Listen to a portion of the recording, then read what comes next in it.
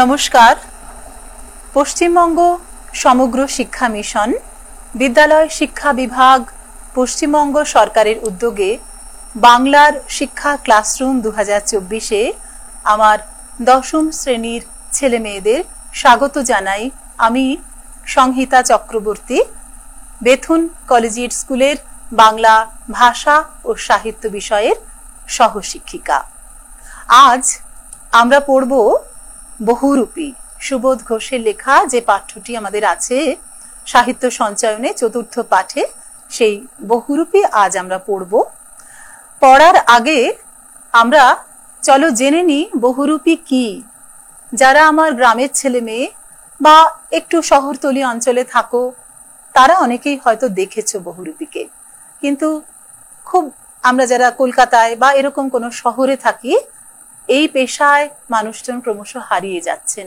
পেশাটিকে একটু চিনে নিই আমরা, তারপর আমরা আমাদের পড়ার বইয়ে যাব। দেখো, বহুরূপী অর্থাৎ বহুরূপে যার প্রকাশ। এরা মূলত গ্রামীণ লোকশিল্পী যারা নানা রূপ ধরে মানুষের মনোরঞ্জন করেন।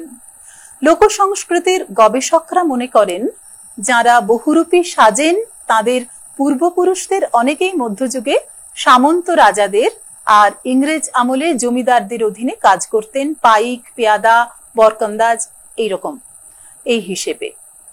এরা নিজেরাই রূপসজ্জা করেন, নিজেরাই নিজেদের সাজান। বহুরূপীর সাজে বিভিন্ন মানুষকে গান নাচ দেখিয়ে অনুদান সংগ্রহ করেন। কেউ 5-10 টাকা দেন, আবার হয়তো কেউ ফিরিয়ে দেন। হুগলি জেলার তারকেশ্বরের কাছে আছে যোতশম্ভু গ্রাম, সেখানে বেশ কয়েক ঘর বহুরূপী দেখা মেলে এখনো। এছাড়াও আমরা নদিয়া, মুর্শিদাবাদ, মেদিনীপুর এরকম জেলায় বা পুরুলিয়ায় আমরা দেখতে পাই প্রত্যন্ত অঞ্চলে এদের। এখন গ্রামীণ জীবনের সংস্কৃতি এবং বিনোদনের ধারণায় আমূল বদল এসেছে। এই সব কারণে গ্রামে বহুরূপীদের চাহিদা কমে গেছে। আগে এদের কাছে কোনো পরিচয়পত্র ছিল না, তবে রাজ্য সরকারের দেওয়া পরিচয়পত্র এখন এদের সম্বল, আর তার সঙ্গে এরা শিল্পী ভাতাও পান। কেউ কেউ প্যান্ডেলে সং সাজেন, মেলার মাঠে স্ট্যাচু ইত্যাদি সেজে রোজগার করেন। সময় পরিবর্তনের সঙ্গে বহুরূপীর সংখ্যাও ক্রমশই হ্রাস পাচ্ছে। নতুন কোনো পরিবারের সদস্যরা এই পেশায় আর যোগ দিচ্ছেন না। এখন এদের কোনো চাহিদাও নেই, ঘুরে ঘুরে তেমন কিছুই রোজগার হয় না, আর আমাদের সময় নেই এদের দিকে তাকানোর। তাই ধীরে ধীরে হারিয়ে যাচ্ছেন বহুরূপীরা। এসো পড়তে বসার আগে দেখে নি নাট্যকর্মী এবং বাংলার লোক সংস্কৃতির নিয়মিত অনুসন্ধানকারী ও চর্চাকারী এক গুণী তরুণ ব্যক্তিত্ব ডকুমেন্টারি ফটোগ্রাফার অপু দাসের তৈরি বহুরূপীদের ওপরে একটি চলচ্ছবির ঝলক। দেশে ঘুরে ঘুরে কত মন ছুঁয়ে ছুঁয়ে এসেছি যেখানে আমি চুপি চুপি, আমি বহুরূপী, আমি বহুরূপী।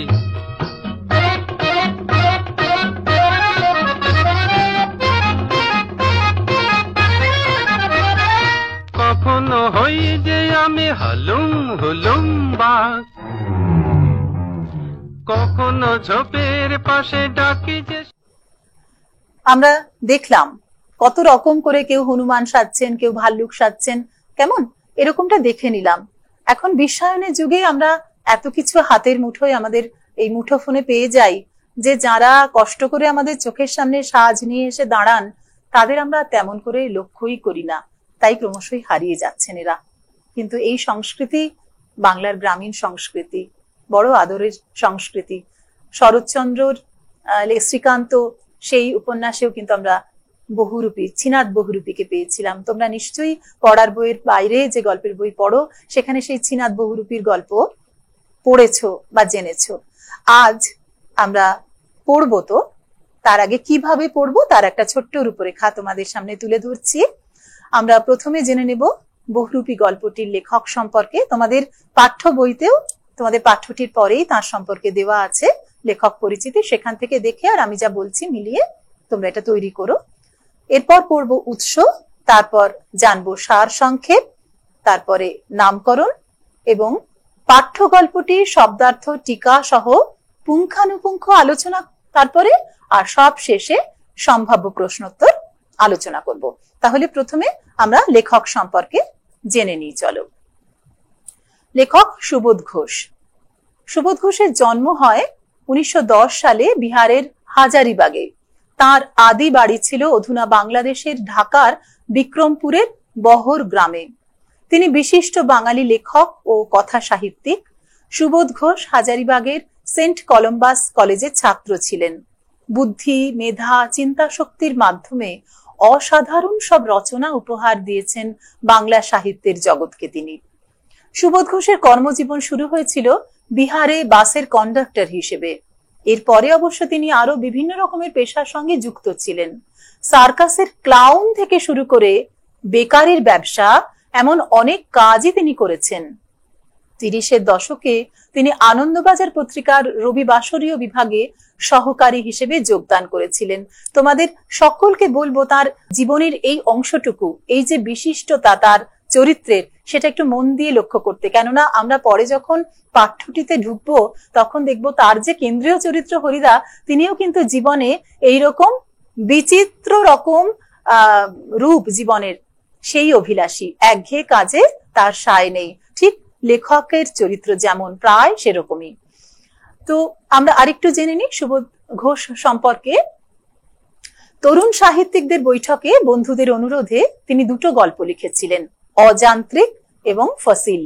এই গল্প দুটি বাংলা সাহিত্যে সে সময় বেশ আলোড়ন সৃষ্টি করেছিল। আমরা অযান্ত্রিক কিন্তু সিনেমা হিসেবেও দেখেছি, তাই না? বিশিষ্ট চলচ্চিত্র। শুধু গল্পকার হিসেবে নয়, ঔপন্যাসিক হিসেবেও তার যথেষ্ট খ্যাতি রয়েছে। তার লেখা কিছু ছোট গল্প যৌতুকগৃহ, অযান্ত্রিক, ফসিল, থির বিজুরি ইত্যাদি আমরা যৌতুকগৃহ সিনেমা হিসেবে পেয়েছি।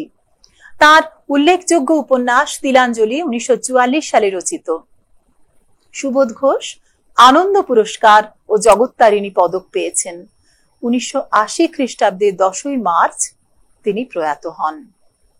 সুবোধ ঘোষের মৃত্যুর পর স্মৃতিচারণায় আশাপূর্ণা দেবী লিখেছিলেন, তিনি এলেন, দিলেন, জয় করলেন। বাস্তবিকই প্রথম গল্প এবং প্রথম উপন্যাসে চমকে দিয়েছিলেন সুবোধ ঘোষ। এরপর আমরা যে গল্পটি পড়বো, আমাদের পাঠ্য, তার উৎস সম্পর্কে একটু জেনে নিই। চলো। সুবোধ ঘোষের গল্প সমগ্র 3য় খণ্ড থেকে এই গল্পটি নেওয়া হয়েছে, বহুরূপী গল্পটি। তারপরে আমরা গল্পটির সার সংক্ষেপ একটু জেনে নিই। 3টি পর্বে আমরা পাঠ্য গল্পটি পড়বো, তার আগে এক ঝলক দেখে নিই যে গল্পটির সারাংশ। শহরের সব থেকে সরু গলিতে বাস বহুরূপী হরিদার। সেখানে ছোট একটা ঘরেই তার জীবন কাটে। সেটাই কথক ও তার বন্ধুদের সকাল সন্ধ্যার আড্ডার ঘর। অত্যন্ত গরিব হরিদা, কিন্তু তাও কোনো কাজ করে উপার্জন করার তাগিদ নিয়মিত তার মধ্যে নেই। একঘেয়ে অভাবকে সহ্য করতে করতে হরিদার আপত্তি নেই, তবে একঘেয়ে কাজ নৈব নৈব চ। হরিদার জীবনের পেশাটাই তার জীবনের সব থেকে নাটকীয় বৈচিত্র্য। হরিদা বহুরূপী সেজে মাঝে মাঝে রাস্তায় বের হন। কখনো উন্মাদ পাগল, কখনো বাইজি, কখনো কাপালিক, কোনোদিন বাউল। এভাবেই যা রোজগার হয় তাতে কোনো মতে হাঁড়ি চলে যায় হরিদার, কখনো বা চলেও না। জগদীশ বাবুর বাড়িতে এক সন্ন্যাসীর আগমন এবং তার অদ্ভুত আচরণের গল্প শোনা মাত্রই হরিদা কথকদের বলেন সন্ধ্যায় তিনি এক জবর খেলা দেখাবেন। সেই দিন সন্ধেবেলা এক অদ্ভুত ঘটনা ঘটে। জগদীশ বাবুর বাড়িতে দেখা যায় এক বিরাগীকে। কমণ্ডলু নেই, চিমটে নেই, মৃগচর্মের আসনও নেই, এমন এক আগন্তুক। আগন্তুকের প্রতি গভীর শ্রদ্ধা জন্মায় জগদীশ বাবুর। আশ্রয় গ্রহণ করতে বলেন তার বাড়িতে, কিন্তু বিরাগী তা অগ্রাহ্য করে চলে যাওয়ার উপক্রম করেন। জগদীশ বাবু তখন বিরাগীর পায়ের কাছে 101 টাকার প্রণামী রেখে সেটা গ্রহণ করার জন্য অনুরোধ জানান। কিন্তু তাতেও বিরাগী কেবলই হাসেন এবং সব টাকা ফেলেই চলে যান। ঠিক যেমন তিনি অনায়াসে ধুলো মারিয়ে চলে যেতে পারেন, তার বুকেই সকল তীর্থ। পরবর্তীতে হরিদার বাড়িতে কথকরা ঢুকেই বুঝতে পারেন যে সন্ধ্যার বিরাগী আসলে হরিদা। কথক ও তার বন্ধুরা যখন জানতে চাইলেন যে হরিদা কেন টাকাগুলো নিলেন না, এর উত্তরে হরিদার বক্তব্যে প্রমাণিত হয় নিজের এই বিচিত্র সাজের পেশাটিকে তিনি অন্তর থেকে সম্মান করেন। এরপরে আমরা বিষয়টির আমাদের পাঠ্য গল্পটির নামকরণের যথার্থতা সম্পর্কে একটু জেনে নেব। তোমরা জানো সাহিত্যের ক্ষেত্রে নামকরণ একটি গুরুত্বপূর্ণ ভূমিকা গ্রহণ করে, আর এই নামকরণ সাধারণত বিষয়বস্তু কেন্দ্রিক, ভাব কেন্দ্রিক বা ব্যঞ্জনাধর্মী হয়ে থাকে।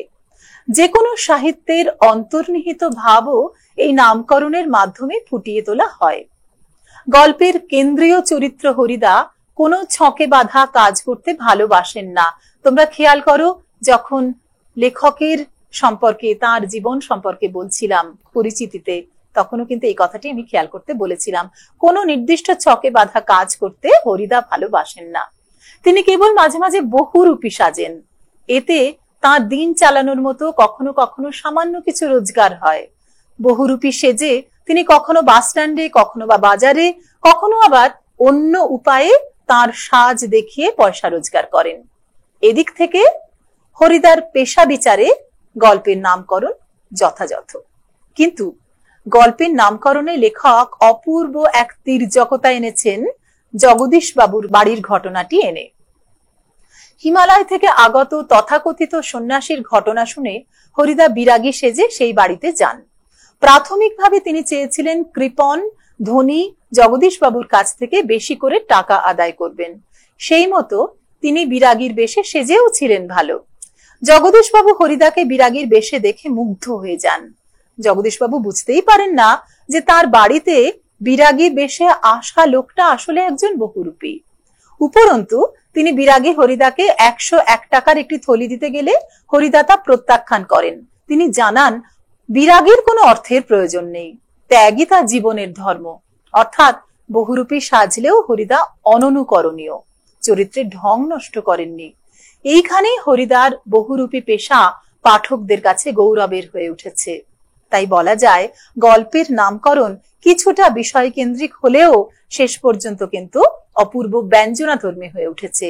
সেদিক থেকে গল্পের নামকরণ সার্থক হয়েছে বলেই আমাদের মনে হয়। এরপরে আমি তোমাদের বলবো, তোমাদের বই খোলো, সাহিত্য সঞ্চয়ন, তোমাদের যে পাঠ্য বইটি তার 4র্থ পাঠ বহুরূপী তোমাদের বইয়ে আছে, দেখো 74 পৃষ্ঠায়। সেই পৃষ্ঠাটি খোলো, আমরা পরপর পড়তে পড়তে যাই। প্রথমে খেয়াল করো যে এই গল্পটি কিন্তু 3টি পর্বে বিন্যস্ত। আমরা প্রথম পর্বটি দিয়ে শুরু করছি। বহুরূপী সুবোধ ঘোষ।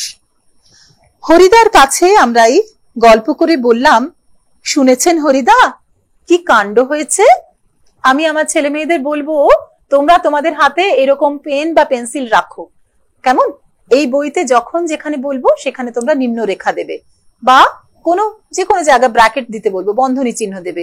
কেননা তাহলে কিন্তু আমাদের উত্তর খুঁজতে সুবিধা হবে। যখন আমরা পড়ছি আমরা চেষ্টা করব যে পড়ার সঙ্গে সঙ্গেই যেন আমাদের পরীক্ষামুখী হয়ে পড়াটা তৈরি হয়ে যায়, ভালো লাগাও থাকুক এবং কাজেও লাগুক তোমাদের পড়া।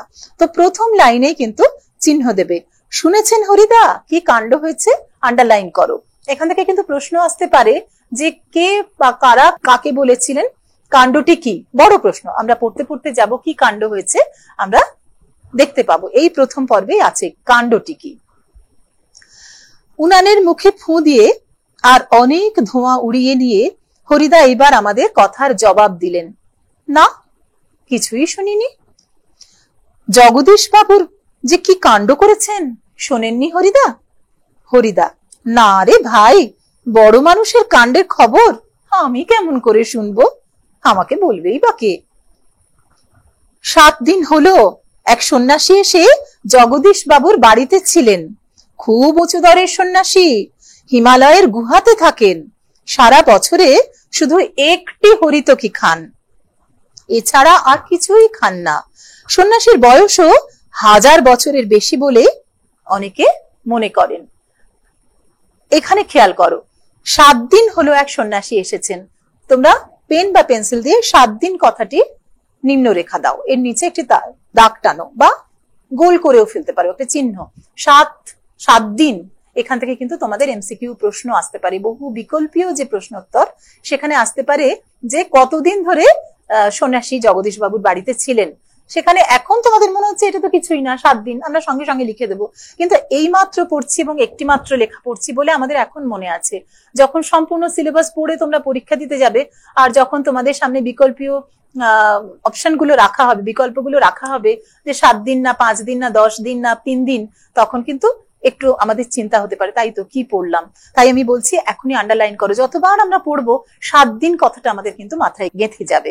মনে রেখো এই বইটা তোমরা স্কুল থেকে পেয়েছো, তাই তো? পশ্চিমবঙ্গ শিক্ষা দপ্তর তোমাদের বইটি দিয়েছেন, স্কুল থেকে তোমরা সংগ্রহ করেছো, ততক্ষণও কিন্তু বইটা তোমার নয়, তোমার নাম লিখলেও বইটা তোমার নয়। যখন তুমি পড়বে তোমার পড়ার মধ্যে দিয়ে বইটা তোমার হবে, সেই পড়ার চিহ্ন থাকুক তোমারই নিজের হাতের লেখায়, যখন যেমন মনে হবে চিহ্ন দেবে, যেমনটা বলছি আপাতত সেভাবে চিহ্ন দাও। ব্র্যাকেট দাও। কোথা থেকে ব্র্যাকেট দেবে? খুব উঁচু দরের সন্ন্যাসী, প্রথম বন্ধনী চিহ্ন দিতে পারো বা দ্বিতীয় বন্ধনী চিহ্ন। খুব উঁচু দরের সন্ন্যাসী, হিমালয়ের গুহাতে থাকেন, সারা বছরে একটি হরিতকি খান, এছাড়া কিছুই খান না, আর বয়সও 1000 বছরের বেশি। অর্থাৎ যদি অতি সংক্ষিপ্ত প্রশ্ন, অনধিক 20টি বাক্যে উত্তর লেখার যে প্রশ্নগুলি তোমাদের আসে, সেখানে যদি জগদীশ বাবুর বাড়িতে হিমালয় থেকে আগত সন্ন্যাসীর পরিচয় দাও বললে, তোমরা এখান থেকে পড়ে নিয়ে নিজের ভাষায় লিখবে। তথ্যগুলো এই: তিনি কি খান, তার বয়স কিরকম, কোথায় তিনি থাকেন ইত্যাদি। এখানে আমরা পড়লাম যে তিনি সারা বছরে শুধু একটি মাত্র হরিতকি খান। হরিতকি কি? হরিতকি একটি ভেষজ ফল। আমলকি, হরিতকি, বহেরা, এই 3 ফলকে একত্রে বলা হয় ত্রিফলা। পেটের এই ভেজানো জল খেলে পেটের খুব উপকার হয়, সেই হরিতকি সাধু সন্ন্যাসীরা খেয়ে থাকেন। তোমাদের আমি একটুখানি দেখাই হরিতকি কেমন দেখতে। দেখো তো, চেনো? দেখেছো হরিতকি কেমন দেখতে? দেখেছো? এই যে এই হচ্ছে হরিতকি। এইটাকে কেটে নিয়ে এটা একটা খান, মানে কেটে কেটে বা কামড়ে, এই একটা মাত্র হরিতকি তিনি সারা বছরে খান। একটাই হরিতকি খাচ্ছেন, আর কিন্তু হরিতকি খান না, আর কিছুই খান না। হরিদা বলছেন, সন্ন্যাসী কি এখনো আছেন? না, চলে গিয়েছেন। আক্ষেপ করেন হরিদা। থাকলে একবার গিয়ে পায়ের ধুলো নিতাম। আন্ডারলাইন করো, থাকলে একবার গিয়ে পায়ের ধুলো নিতাম। হরিদার মানসিকতা, হরিদার চরিত্র লিখতে গেলে কিন্তু এই মানসিকতা, তিনি যে স্বভাবতই তার যে মন শ্রদ্ধানত, কোনো নতুন জিনিসের প্রতি, কোনো গভীর বিষয়ের প্রতি তার আকর্ষণ, বিশেষত সাধু সন্তের প্রতি তার আকর্ষণ। যারা সংসার থেকে বিচ্ছিন্ন, মন তুলে নিয়েছেন সংসার থেকে, তারা কেমন ভাবে জীবন যাপন করেন, তিনি মন থেকে, অন্তর থেকে তাদের শ্রদ্ধা করেন। তার কথাতে সেই প্রকাশ রয়েছে। হরিদাস চরিত্রের একটি রূপ আমরা এখানে পেলাম। তো হরিদা যে বলছেন যে তার পায়ের ধুলো নিতাম, তারপর কথকরা কি বলছেন দেখি। তা পেতেন না হরিদা, সে ভয়ানক দুর্লভ জিনিস। আন্ডারলাইন করো, সে ভয়ানক দুর্লভ। দুর্লভ মানে যাকে সহজে লাভ করা যায় না, কষ্টসাধ্য লাভ করা, তাকে বলা হয় দুর্লভ। তাহলে ভয়ানক দুর্লভ জিনিস কি? হিমালয় থেকে আগত সন্ন্যাসীর পায়ের ধুলো। আন্ডারলাইন করো, এখান থেকে প্রশ্ন এলে তোমরা লিখতে পারবে। কিভাবে তাহলে পেলেন? শুধু ওই একা জগদীশ বাবু ছাড়া আর কাউকে পায়ের ধুলো নিতে দেননি সন্ন্যাসী, তাই সে দুর্লভ। হরিদা: কেন? জগদীশ বাবু একজোড়া কাঠের খড়মে সোনার বোল লাগিয়ে সন্ন্যাসীর পায়ের কাছে ধরলেন, তখন বাধ্য হয়ে সন্ন্যাসী পা এগিয়ে দিলেন, নতুন খড়ম পড়লেন, আর সেই ফাঁকে জগদীশ বাবু পায়ের ধুলো নিলেন। এটাও তোমরা ব্র্যাকেট দিয়ে রাখতে পারো। দুর্লভ জিনিসকে সুলভ করলেন জগদীশ বাবু কি উপায়ে? কেমন কি করলেন সন্ন্যাসী, তার কোন আচরণে এমনটা মানে আমরা পেলাম। হরিদা বলছেন, বাহ, এ তো বেশ মজার ব্যাপার। তার মজা লেগেছে। তখনও পর্যন্ত তিনি বিরূপ হননি সন্ন্যাসীর প্রতি, যে একটা খড়ম পায়ে দিয়ে তিনি প্রণাম করলেন। কিন্তু খেয়াল রেখো, ওই বোলটা কিন্তু আবার ছিল সোনার। খড়ম তো হয় কাঠের, তাতে বোল কি? আঙুলের মাথা আটকানো। আমরা যারা চপ্পল পরি, চটি পরি, আমাদের আঙুলের মাথা আটকানোর জন্য একটা নির্দিষ্ট জায়গা থাকে, সেইটাকে খড়মে বলে বোল। তোমরা কি খড়ম কখনো দেখেছো? সন্ন্যাসীরা পরে থাকেন। একটু দেখো, আমি তোমাদের জন্য খড়ম নিয়ে এসেছি। দেখেছো? এই যে মাথাটা, এটাকে বলে বোল। কেমন?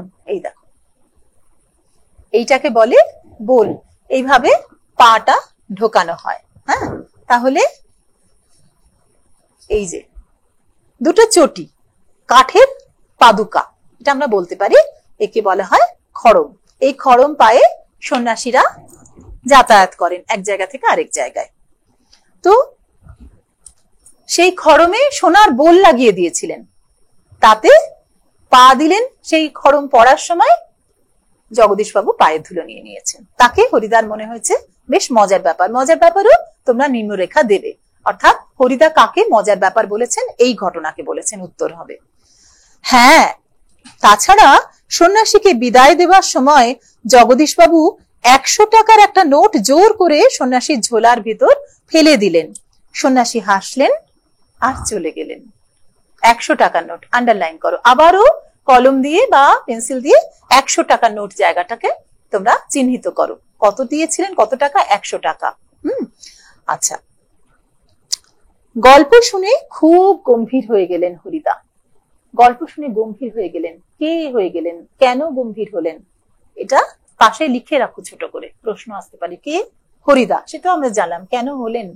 কেননা যিনি 1000 বছর যার বয়স, যিনি গুহায় থাকেন হিমালয়ের, সারা বছরে একটি মাত্র হরিতকি খান, তার পার্থিব বস্তুর প্রতি চাহিদা থাকবে কেন? 100টি টাকা দিয়ে তিনি কি করবেন? এই উপার্জন তাকে কি দেবে? তিনি তো সংসারের কোনো কিছু প্রত্যাশী নন। তার জীবনাচরণ সেটি আমাদের সামনে তুলে ধরছে। তাহলে 100 টাকা নিয়ে তিনি চলে গেলেন। টাকার প্রতি লোভ আছে, তাহলে বিষয় বাসনা আছে, তাহলে তো ইনি যথার্থ সন্ন্যাসী নন। এই কথাগুলি হরিদার মনের মধ্যে উঠে পড়েছিল, তাই তিনি গম্ভীর হয়ে গেলেন। এবার আমরা দেখি হরিদা কি করছেন, তার প্রতিক্রিয়া কি। প্রাথমিক প্রতিক্রিয়া, তিনি গম্ভীর হয়ে গেলেন, এটা আমরা দেখলাম। অনেকক্ষণ চুপ করে রইলেন। আমরা কি বলছি বা না বলছি সেদিকে হরিদার যেন কান নেই। হরিদার উনুনের আগুন তখন বেশ গনগনে হয়ে জ্বলছে। আমাদের চায়ের জন্য 1 হাঁড়ি ফুটন্ত জল নামিয়ে দিয়েই হরিদা তার ভাতের হাঁড়িটাকে উনানে চড়ালেন। শহরের সবচেয়ে সরু এই গলিটার ভিতরে এই ছোট্ট ঘরটাই হরিদার জীবনের ঘর। হরিদার জীবনের ঘর আন্ডারলাইন করো। কেমন ছিল তার জীবনের ঘর, সেই উত্তর কিন্তু এই অনুচ্ছেদে আমরা পেয়ে যাব। শহরের সবচেয়ে সরু গলিতে তার বাস, তার জীবনের ঘর। সে ঘর কেমন? আমাদের 4 জনের সকাল সন্ধ্যার আড্ডার ঘর। এই যে আমাদের 4 জন, আমাদের 4 জনের একজন তো কথক, যিনি বলছেন আমাদের গল্প। খেয়াল করো, তোমরা তো একটু বড় হয়েছো, এ কথা খেয়াল করে লিখো। কখনো কিন্তু লিখো না যে লেখক। লেখক কিন্তু এখানে চরিত্র হয়েছেন, তিনি কথক। তার জীবনেই হরিদার ঘটনা ঘটেছে, এটা তার জীবনী তিনি লেখেননি, এটা কিন্তু একটি সাহিত্যকৃতি। তাই আমরা বলবো যিনি গল্প বলছেন বক্তা, বা এক্ষেত্রে গল্প বলছেন, তাই কথক, গল্পের কথক। তাহলে কথক আর হরিদা দুজন, বাকি দুজন কে কে আমরা গল্প পড়তে পড়তে জানবো। আপাতত জেনে রাখি যে হরিদার ঘরে এই 4 জন, তারা সকাল সন্ধ্যা আড্ডা মারেন। চা, চিনি আর দুধ আমরাই নিয়ে আসি। হরিদা শুধু তার উনানের আগুনের আঁচে জল ফুটিয়ে দেন। এই তার জীবনের ঘর। এরাই চা, চিনি, দুধের জোগাড় দেন এবং হরিদা শুধুমাত্র জল ফুটিয়ে দেন চায়ের জন্য। তারপর আমরা হরিদার অবস্থাটা জানি, যে জীবনের ঘরের ঘটনাটুকু এবার আমরা পরপর জানতে জানতে যাচ্ছি। খুবই গরিব মানুষ হরিদা, কিন্তু কাজ করতে হরিদার প্রাণের মধ্যেই যেন একটা বাধা আছে। ইচ্ছে করলে কোনো অফিসের কাজ কিংবা কোনো দোকানের বিক্রিওয়ালার কাজ পেয়ে যেতে পারেন হরিদা, কিন্তু ওই ধরনের কাজ হরিদার জীবনের পছন্দই নয়। একেবারে ঘড়ির কাঁটার সামনে সময় বেঁধে দিয়ে আর নিয়ম করে নিয়ে রোজই একটা চাকরির কাজ করে যাওয়া হরিদার পক্ষে সম্ভব নয়। একঘেয়ে কাজ তিনি পছন্দ করেন না। হরিদার উনানের হাঁড়িতে অনেক সময় শুধু জল ফোটে, ভাত ফোটে না। কেন ফোটে না? কেননা চালের যোগান হয় না, তিনি রোজগার করেন না, চাল কিনতে পারেন না, তাই তিনি হাঁড়িতে শুধু জলই ফোটান, চাল কিন্তু ফোটে না। ভাত খাওয়া তার রোজ উপায় হয় না ভাত খাওয়ার। এই একঘেয়ে অভাবটাকে সহ্য করতে হরিদার আপত্তি নেই। একঘেয়ে অভাব কি? কোনোদিন ভাত জোটে, কোনোদিন জোটে না, এই অভাবটা কিন্তু একই ধরনের চলে, কারণ রোজগারের কোনো নিশ্চয়তা নেই। কিন্তু একঘেয়ে কাজ করতে ভয়ানক আপত্তি। তাহলে এটা হরিদার চরিত্র, আন্ডারলাইন করতে পারো এই জায়গাটা। হরিদার জীবনে সত্যি একটা নাটকীয় বৈচিত্র্য আছে, আর সেটাই যে হরিদার জীবনের পেশা। হরিদার জীবনের পেশা আন্ডারলাইন করো। হরিদা মাঝে মাঝে বহুরূপী সেজে যেটুকু রোজগার করেন তাতেই তার ভাতের হাঁড়ির দাবি মিটিয়ে দিতে চেষ্টা করেন। খেয়াল করো, এই ভাতের হাঁড়ির দাবি, এই জায়গাটা কিন্তু তোমরা আন্ডারলাইন করবে। ভাতের হাঁড়ির দাবি, তার নিজের দাবি নয়, হরিদার জীবনের দাবি নয়, ভাতের হাঁড়িরই দাবি। তাতে চাল পড়বে কি পড়বে না, হরিদার তাতে কিছু যায় আসে না। যদি শুধু জলই ফোটে, তার বন্ধুরা এসে চা চিনি দুধ দেন, বড় জোর একটু চা জোটে, কিন্তু ভাতের হাঁড়ির দাবি যে সেখানে একটু চালও চাই, মাঝে মাঝে তিনি খাওয়ারও তাতে ফোটানো চাই। এইটা ভাতের হাঁড়ির দাবি। কি সুন্দর কথাটা বললেন, দেখো কত তির্যক একটা মন্তব্য করলেন। এটা কিন্তু আন্ডারলাইন করবে। মাঝে মাঝে সত্যি উপোস করেন হরিদা, কারণ ভাতের হাঁড়ির দাবি মেটেনি, চাল রোজগার হয়নি। তারপর একদিন হঠাৎ আবার সকালে বা সন্ধ্যায় বিচিত্র ছদ্মবেশে অপরূপ হয়ে পথে বের হয়ে পড়েন। কেউ চিনতে পারে না। যারা চিনতে পারে 1 আনা 2 আনা বকশিস দেয়, যারা চিনতে পারে না তারা হয় কিছুই দেয় না, কিংবা বিরক্ত হয়ে 2-1 পয়সা দিয়ে দেয়। তাহলে 1 আনা 2 আনা অনেকদিন আগেকার কথা। হ্যাঁ, 1 পয়সা 2 পয়সা তখন দাম ছিল, তাও খুবই সামান্য, অতি তুচ্ছ রোজগার তার। তাও মানুষের ইচ্ছাধীন সেই দেওয়া। তিনি সেজেছেন বলে কাউকে দিতে হবে এমনটা কিন্তু দাবি তার নেই, বা তিনি পানও না।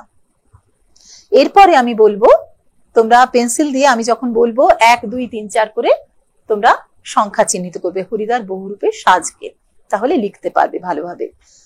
প্রথমে এর পরের অনুচ্ছেদের আগে 1 দিয়ে রাখো। কেন 1 দিতে বললাম দেখো, একদিন চকের বাস স্ট্যান্ডের কাছে ঠিক দুপুরবেলাতে একটা আতঙ্কের হল্লা বেজে উঠেছিল।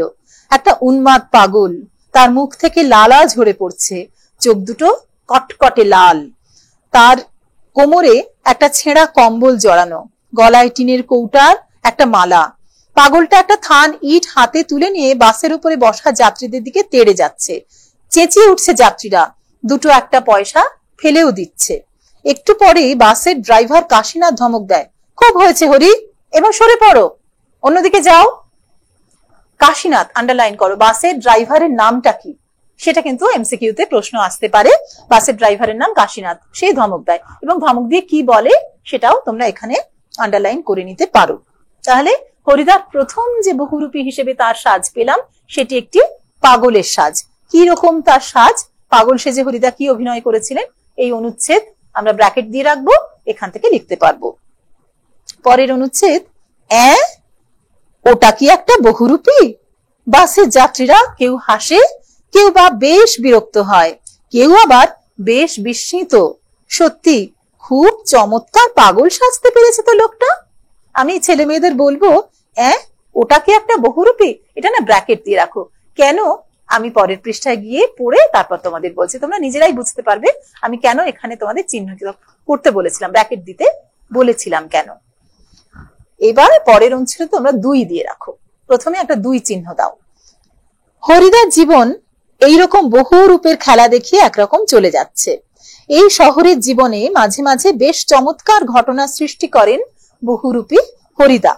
সন্ধ্যার আলো সবেমাত্র জ্বলেছে, দোকানে দোকানে লোকজনের ব্যস্ততা আর মুখরতাও জমে উঠেছে। হঠাৎ পথের উপর দিয়ে ঘুঙুরের মিষ্টি শব্দ রুমঝুম করে বেজে বেজে চলে যেতে থাকে। এক রূপসী বাইজি প্রায় নাচতে নাচতে চলে যাচ্ছে।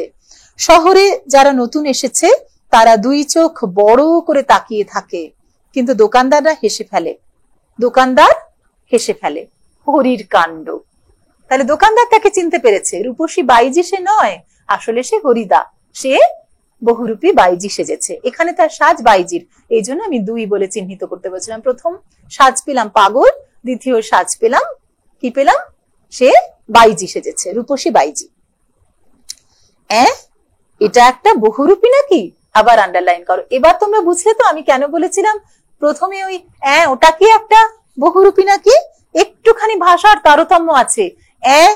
ওটা কি একটা বহুরূপী, এইটা যখন বলছে তখন তার আগে এই প্রসঙ্গটি যদি নির্ণয় করতে দেওয়া হয় কি প্রসঙ্গে কখন বলা হয়েছে, তাহলে হরিদার পাগল সাজটা বলতে হবে।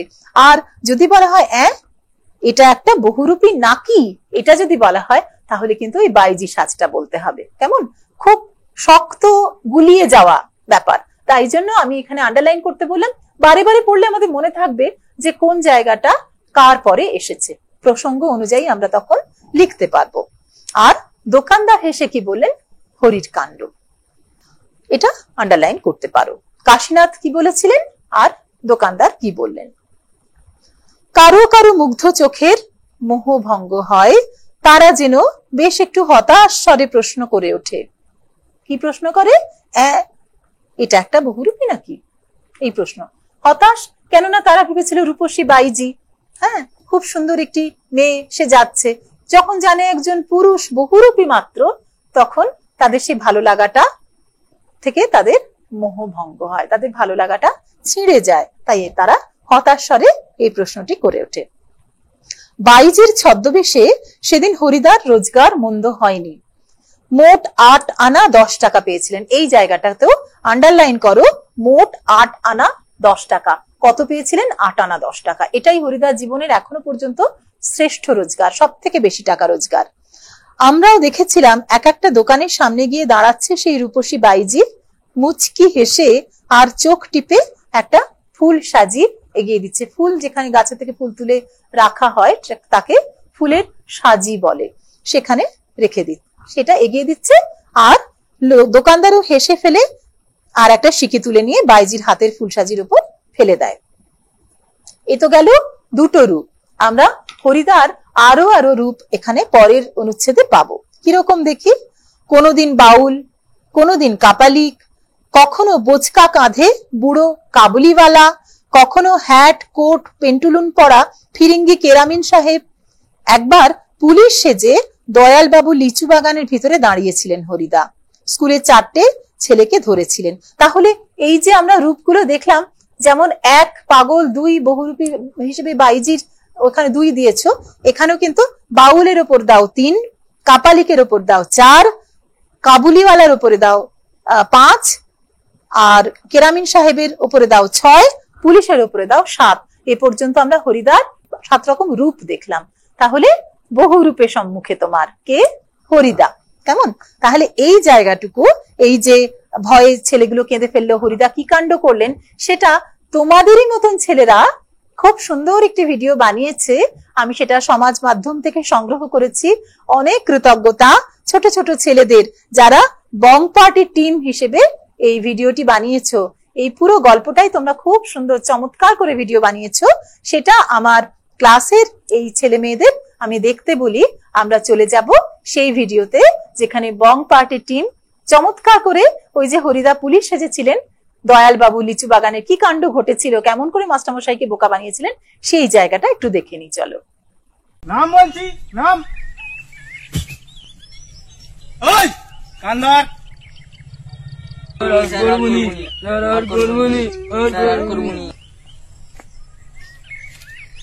তোরা লেখাপড়া ছেড়ে তুই গাছে ঝুলঝাটা খেলছিস, তোদের জ্ঞান বুদ্ধি হবে না? স্যার এবারের মতো ওদের মাফ করে দিন স্যার, আমি কথা দিচ্ছি স্যার, আর কোনোদিন এরা করবে না।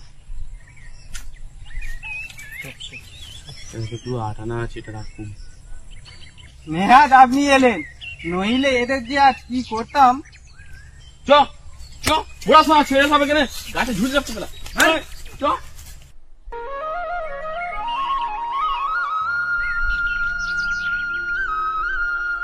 পরদিন অবশ্য স্কুলের মাস্টারমশাইয়ের জানতে বাকি থাকেনি কাকে তিনি 8 আনা ঘুষ দিয়েছিলেন।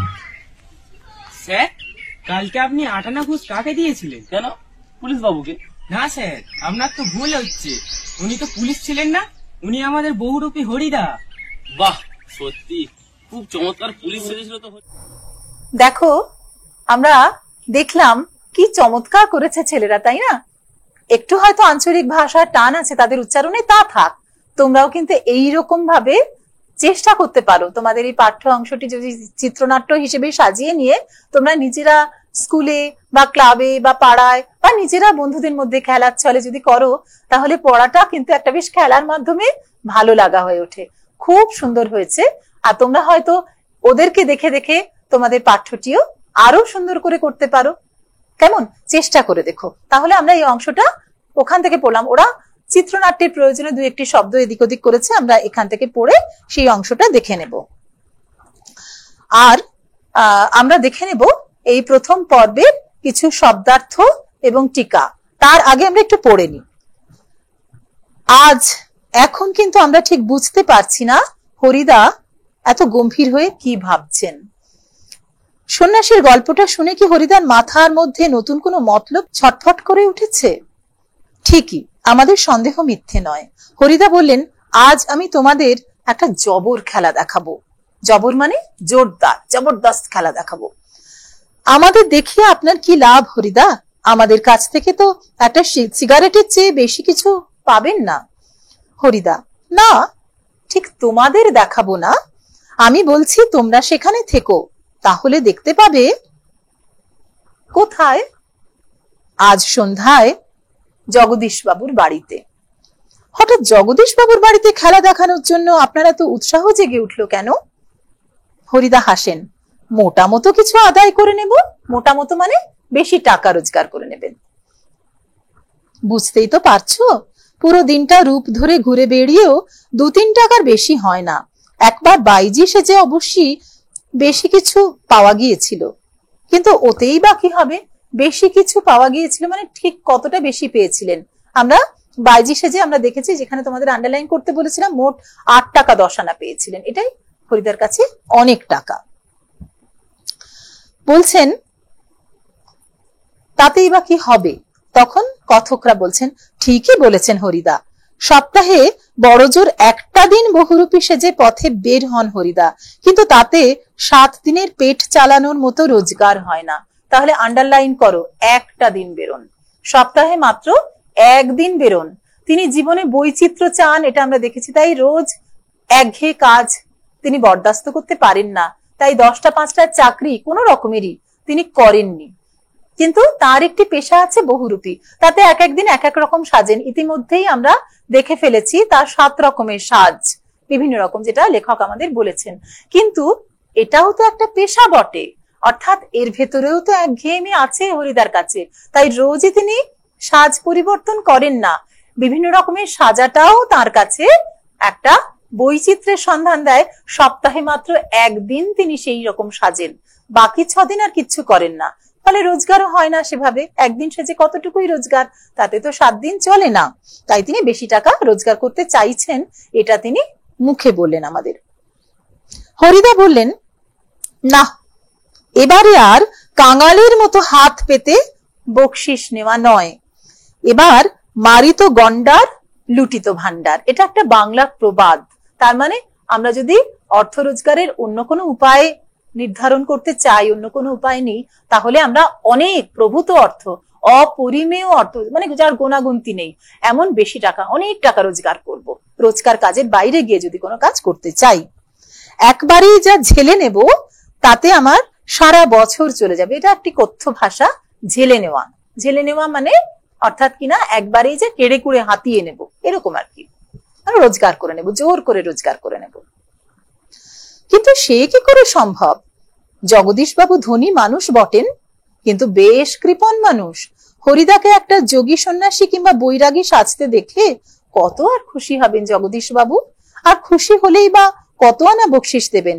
5 আনার বেশি তো নয়। 5 আনার বেশি তো নয়। এই জায়গাটা আবারও বলি তোমাদের, নিম্নরেখা চিহ্নিত করো। অর্থাৎ কিনা কথকরা কেমন ভেবেছিলেন, কত টাকা দিতে পারেন, কত পয়সা দিতে পারেন জগদীশ বাবু, এরকম প্রশ্ন এলে তোমরা লিখতে পারবে 5 আনার বেশি নয়, মানে 5 আনা দেবেন বলে কথকরা অনুমান করেছিলেন। হরিদা বলেন, তোমরা যদি দেখতে চাও তবে আজ ঠিক সন্ধ্যাতে জগদীশ বাবুর বাড়িতে থেকো। আমরা বললাম, থাকবো, আমরা আমাদের স্পোর্টের চাঁদা নেবার জন্য আজ ঠিক সন্ধ্যাতে জগদীশ বাবুর কাছে যাব। স্পোর্টের চাঁদা নেবার জন্য এই জায়গাটাও আবার নিম্নরেখা চিহ্নিত করতে বলি। তাহলে একটা কিছু ছুতো ধরে তো যাবে। জগদীশ বাবুর বাড়িতে যদি তারা গিয়ে দাঁড়ায়, তখন জগদীশ বাবু তো জিজ্ঞাসা করবেন যে তোমরা কেন এসেছো? তারা তো একটা বিশেষ উদ্দেশ্যে এসেছে, সেটা তো আগে থেকে বলে দেওয়া যাবে না, তাহলে তো মজাটাই মাটি। তাই তারা একটা ছুতো নিয়ে যাচ্ছে। তারা কি করবে? তাদের স্পোর্টস এর চাঁদা নেবে বলে সেই ছুতোয় তারা যাবে। এই পর্যন্ত আমরা গল্পের প্রথম অংশ পড়লাম, এক চিহ্নিত অংশটুকু পড়লাম, এরপরে আমরা দেখছি যে দুই চিহ্নিত অংশ, গল্পের দ্বিতীয় অংশে আমরা যাব। তার আগে প্রথম পর্বের শব্দার্থ এবং টিকা এটা আমরা একটুখানি দেখে নিই। শব্দার্থ হরিতকি তোমাদের দেখিয়েছি, ভেষজ ফল বিশেষ, আমলকি ও বহেরার সঙ্গে এই ফলটি মিলে ত্রিফলা হয়। দুর্লভ, যা সহজে লাভ করা যায় না। আঁচ, আগুনের তাপ, তার আগে খড়ম, কাঠের জুতো, তোমাদের দেখিয়েছি খড়ম কেমন হয়। বকশিস, খুশি হয়ে দেওয়া, পারিতোষিক। হল্লা মানে চিৎকার, আর বাইজি, নাচ গানের আসর সহ লোকের মনোরঞ্জন করে যে নারীরা জীবিকা অর্জন করেন। ফুল সাজি, ফুল রাখার পাত্র। ছদ্মবেশ, আত্মগোপন করার জন্য যে বেশ ধরা হয়। কেমন? এরপরে আমরা আবার কিছু শব্দার্থ এবং টিকা দেখে নেব। শব্দের দেখো, কাপালিক শব্দটি তান্ত্রিক সন্ন্যাসী বিশেষ, যারা তন্ত্র সাধনা করেন তেমন সন্ন্যাসী। ফিরিঙ্গি, ইউরোপ ও এদেশের মিশ্রণে সৃষ্ট জাতি। জবর মানে চমৎকার বা জোরদার। যোগী, যিনি যোগ সাধনা করেন। বিরাগী, সংসারে আসক্তিহীন ব্যক্তি, যার রাগও নেই অনুরাগও নেই সংসারের প্রতি। আর টিকা, মারিত গন্ডা লুটিত ভান্ডার, এটি একটি প্রবাদ যার মূল অর্থ আয়ের জন্য ভিন্ন পথ নিলে তা অপরিমেয় হওয়াই বাঞ্ছনীয়। কেমন? এ পর্যন্ত আমরা দেখে গল্পের দ্বিতীয় অংশে যাই। বড় চমৎকার আজকে এই সন্ধ্যার চেহারা। আজকে এই সন্ধ্যার চেহারা আবারও বলি তোমাদের আন্ডারলাইন করতে। কেন? সন্ধ্যার চেহারাটা কেমন, এই প্রশ্ন আসতে পারে। সন্ধ্যার চেহারা কেমন আমরা জেনে নিই। আমাদের শহরের গায়ে কতদিন তো চাঁদের আলো পড়েছে, কিন্তু কোনোদিন তো আজকের মতো এমন একটা স্নিগ্ধ শান্ত উজ্জ্বলতা কখনো চারিদিকে এমন সুন্দর হয়ে ফুটে ওঠেনি। ফুরফুর করে বাতাস বইছে, জগদীশ বাবুর বাড়ির বাগানের সব গাছের পাতাও ঝিরিঝিরি শব্দ করে কি যেন বলতে চাইছে। এই পর্যন্ত তোমরা ব্র্যাকেট দাও। আজকে সন্ধ্যের যে বাহ্যিক বর্ণনা, যে প্রাকৃতিক বর্ণনা, আজকে সন্ধ্যের চেহারা কেমন ছিল সেটা বলতে গেলে, সেটা লিখতে গেলে এটুকু তোমাদের এখান থেকে পড়ে নিয়ে নিজের মতো লিখতে হবে। কোথা থেকে আন্ডারলাইন করতে বললাম? আন্ডারলাইন করবে না, কারণ অনেকটা জায়গা তোমরা ব্র্যাকেট দিয়ে নাও, এই জায়গাটুকু পড়বে। আমাদের শহরের গায়ে, এখান থেকে ব্র্যাকেট শুরু করো, ব্র্যাকেট ক্লোজ করো, যেন কি যেন বলতে চাইছে এই জায়গা পর্যন্ত এসে যতটুকু পড়েছি সে পর্যন্ত তোমরা ব্র্যাকেট চিহ্ন দিয়ে রাখো। এখান থেকে আজকে সন্ধ্যের প্রাকৃতিক চেহারাটা আমরা পাচ্ছি। জগদীশ বাবুর বাড়ির বারান্দাতে মস্ত বড় একটা আলো জ্বলছে। সেই আলোর কাছে একটা চেয়ারের উপর বসে আছেন জগদীশ বাবু। সাদা মাথা, সাদা দাড়ি, সৌম্য শান্ত ও জ্ঞানী মানুষ জগদীশ বাবু।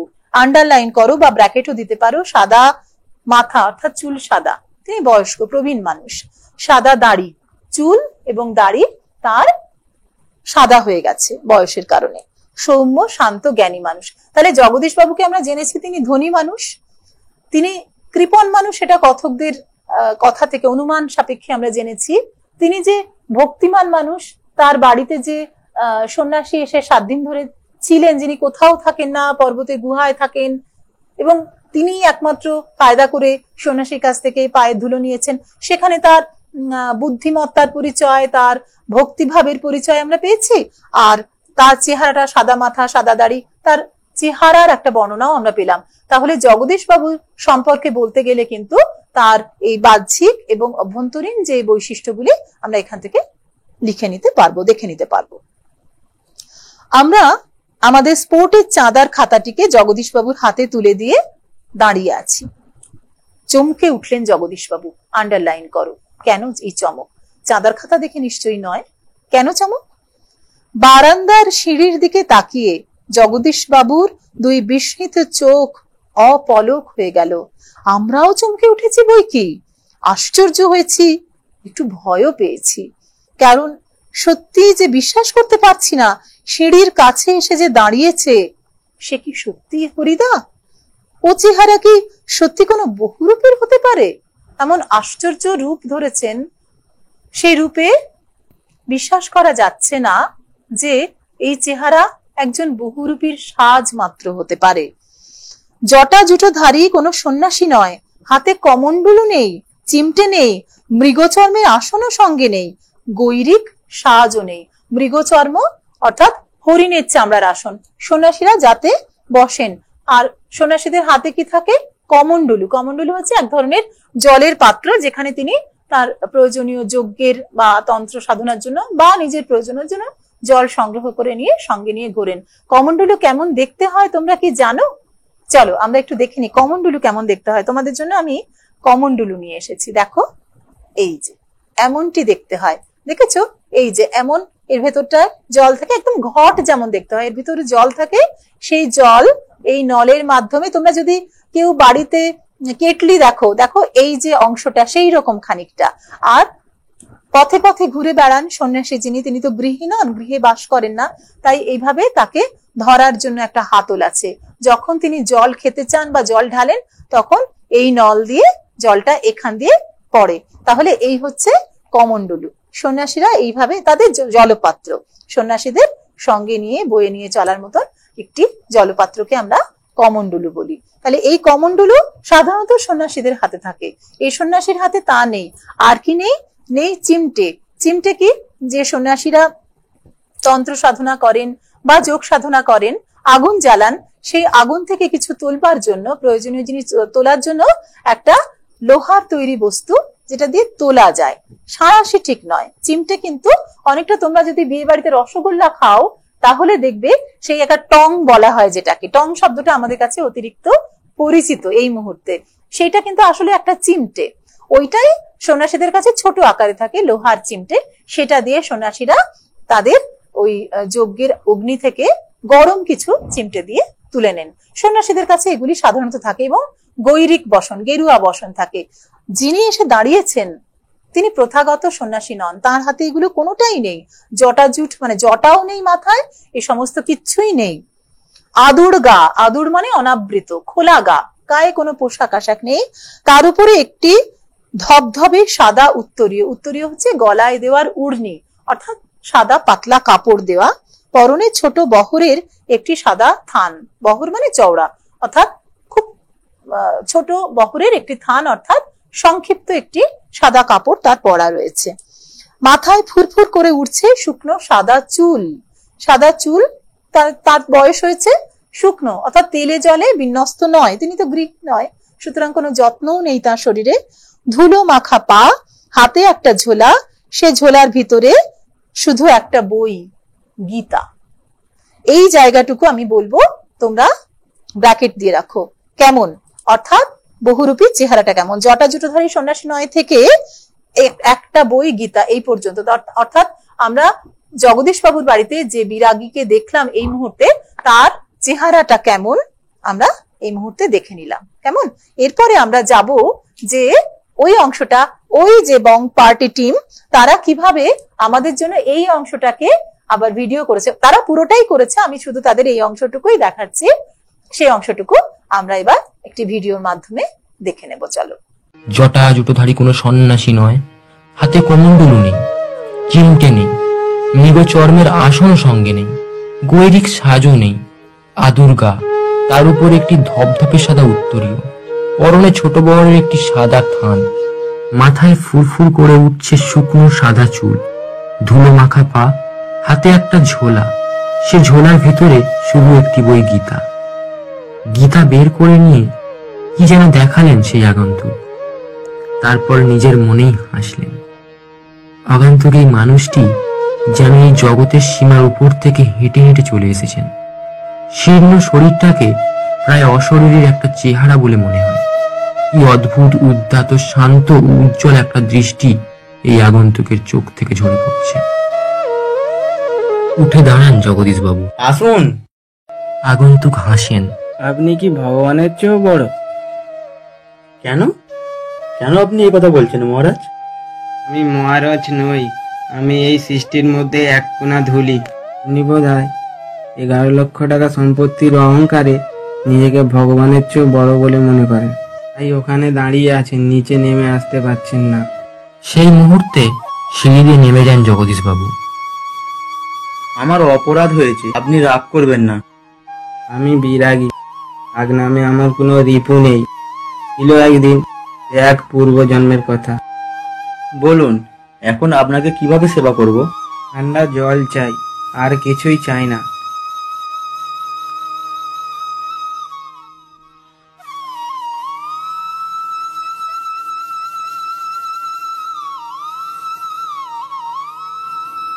ঠান্ডা জল খেয়ে নিয়ে হাঁপ ছাড়েন বিরাগী। এদিকে ভবতোষ আমার কানের কাছে ফিসফিস করে, না না হরিদা না, হতেই পারে না, অসম্ভব। হরিদার গলার স্বর এরকমই না। পরম সুখ কাকে বলে জানেন? সব সুখের বন্ধন থেকে মুক্ত হয়ে যাওয়া। অনাদি ভবতোষের কানের কাছে বলে, শুনছো তো, এসব ভাষা কি হরিদার মুখের ভাষা হতে পারে? কিভাবে ভিডিওটি তৈরি করেছে বংপার্টি টিম, আমি বারে বারে আমার ছেলে মেয়েদের বলবো, তোমরাও যদি মনে করো গল্পটিকে এইভাবে অভিনয় করতে পারো, তাতে খুব মজা পাবে এবং মনেও থাকবে পুরো গল্পটি, ঘটনাগুলি মনে থাকবে। আর আরেকটু কথা, যেটা আগের ভিডিওতে দেখার সময়ও তোমাদের বলেছি, মনে করিয়ে দিচ্ছি, এই বাচ্চারা নিজেরা আনন্দ করে এটা করেছে, তাদের ভাষার আঞ্চলিক টান আছে, সেই আঞ্চলিক টান সত্ত্বেও আমি বলবো তাদের যে এই নিজেদের মতন প্রচেষ্টা তোমাদেরই বয়সী বাচ্চা ছেলেরা করেছে, ভারী চমৎকার হয়েছে। তোমরাও চেষ্টা করতে পারো, চেষ্টা করে হয়তো এর থেকেও আরো সুন্দর করবে, সেই চেষ্টাটুকু থাক। কিন্তু প্রথম কিন্তু ওরা আমাদের এত সুন্দর করে দেখালো। আচ্ছা, একটা জিনিস খেয়াল করো, যে বলা হয়েছে যে না, আগন্তুক এই মানুষটি এই জগতের সীমার ওপার থেকে হেঁটে হেঁটে চলে এসেছেন। এই জগতের সীমা অর্থাৎ এই মর্ত জগতের সীমা, এই প্রাণী জগতের সীমা। এই প্রাণী জগতের সীমা আমরা কিভাবে চিনতে পারি? মূলত প্রাণ এবং প্রাণকে ধারণ করে আছে যে শরীর, সেই শরীর দিয়ে। দেখো, লেখক বলছেন শীর্ণ শরীরটাকে প্রায় অশরীরই একটা চেহারা বলে মনে হয়। যেমন এই জগতের চাওয়া পাওয়া তার নেই, তার কথার মাধ্যমে আমরা বুঝলাম কিছুই তিনি চান না, তিনি আরামে থাকতেও চান না জগদীশ বাবুর বাড়িতে, শুধু ঠান্ডা এক গ্লাস জল ছাড়া কিছুই চান না, টাকা পয়সাও তার কাছে তুচ্ছ। অর্থাৎ এই জাগতিক কামনা বাসনা, বিষয় বাসনা, চাহিদা যেমন কিছুই তার নেই, তেমনি তার শরীরটিও শীর্ণ, অশরীরী। অশরীরী মানে প্রেত, যার মৃত্যুর পরে যার শরীর থাকে না তেমন। অর্থাৎ সবকিছু দিয়েই যেন তিনি এই জাগতিক কামনা বাসনা সবকিছুর উপরে চলে গেছেন, তেমন একজন মানুষ। আর আরেকটি জিনিস আমি বলবো, ৭৭ পৃষ্ঠায় আছে, আমরা তো পরপর পড়িনি, এই জায়গাটা দেখে নিয়েছি ভিডিওতে। তোমরা দেখো, যেখানে বলেছিলেন সন্ন্যাসী বিরাগী যে 11 লক্ষ টাকার সম্পত্তির অহংকারে নিজেকে ভগবানের চেয়েও বড় বলে মনে করেন, ওই 11 লক্ষ টাকা আমি বলবো তোমরা নিম্নরেখা চিহ্নিত করো, কেননা এখান থেকে তোমরা এমসিকিউর উত্তর কিন্তু লিখতে পারবে। তাহলে জগদীশ বাবু যে কিরকম ধনী ছিলেন মনে রেখো, এটা কিন্তু অনেকদিন আগে লেখা গল্প।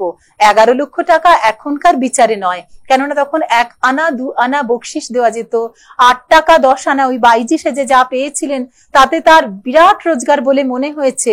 তাই 11 লক্ষ টাকা হয়তো এখন 11 কোটি টাকার সমান, অনেক ধন সম্পত্তির অধিকারী জগদীশ বাবু। তাহলে 11 লক্ষ টাকা এই শব্দটিকে তোমরা চিহ্নিত করো। আর তোমাদের বলেছিলাম গল্পের প্রথমেই আছে যে আমাদের 4 জনের সকাল সন্ধ্যার আড্ডা ঘর, হরিদার জীবনের ঘর। সেই 4 জন কে আমরা কিন্তু এই ভিডিও থেকে, গল্পের এই অংশ থেকে সেটাই পেয়ে গেলাম। অনাদি ভবতোষের কানে কানে বলছে, বা ভবতোষ অনাদির কানে কানে বলছে, এই যে কথাগুলো, তার মধ্য দিয়ে আমরা জানতে পারছি যে ভবতোষ এবং অনাদি এই দুটি চরিত্র আছে, কথক, ভবতোষ, অনাদি এবং হরিদা। তাহলে 4 জনের আড্ডা ঘরে 4 জনকে আমরা কিন্তু চিহ্নিত করে ফেললাম। ভবতোষ আমার কানের কাছে ফিসফিস করে, ভবতোষ কি বলেছিল সেটাও আন্ডারলাইন করতে পারো। না, হরিদা নয়, হতেই পারে না, অসম্ভব। হরিদার গলার স্বর এরকমেরই নয়। ভবতোষের সন্দেহ কোথায় দেখা দিয়েছিল সেটা তোমরা আন্ডারলাইন করতে পারো। আর ভবতোষের কানের কাছে মুখ এগিয়ে দিয়ে অনাদি বলেছিল, শুনছো তো, এসব ভাষা কি হরিদার মুখের ভাষা হতে পারে? সাধারণ একজন গরিব বহুরূপী, তিনি কি কখনো বিরাগীর মতো বলতে পারেন যে পরম সুখ কাকে বলে জানেন ইত্যাদি? কি সব ভাষা? ঠিক তার আগের লাইনেই আছে, এটা ৭৮ পৃষ্ঠার একেবারে প্রথম দিকে। বিরাগী বলেন, পরম সুখ কাকে বলে জানেন? সব সুখের বন্ধন থেকে মুক্ত হয়ে যাওয়া। এই জায়গাটাও তোমরা আন্ডারলাইন করে নেবে। আর আগন্তুক নিজের সম্পর্কে কি বলেছেন এই পৃষ্ঠার একেবারে প্রথম লাইনে আছে, তোমরা ভিডিওতে দেখলে আমরা এখানেও চিহ্নিত করে নেব। আগন্তুক আবার হাসেন, আমি বিরাগী, রাগ নামের কোনো রিপু আমার নেই। তাহলে বিরাগী শব্দটার অর্থ তার কথা থেকে কিন্তু, তার ভাষ্য থেকেই আমরা কিন্তু বুঝতে পারলাম। রিপু মানে শত্রু। ষড়রিপু মানুষকে জয় করলে তবে সে গৃহত্যাগী সন্ন্যাসী হতে পারে বা এই মানুষ জীবন থেকে উন্নততর মানুষ জীবনে পৌঁছতে পারে। এই ষড়রিপু আমাদের মনের মধ্যেই আছে। কাম, ক্রোধ, লোভ, মদ, মোহ এবং মাৎসর্য, অন্যের ভালো দেখে ঈর্ষান্বিত হওয়া, সেগুলো কোনোটাই তার মধ্যে নেই। কোনো রিপু নেই, রাগ নামের রিপু তাই নেই।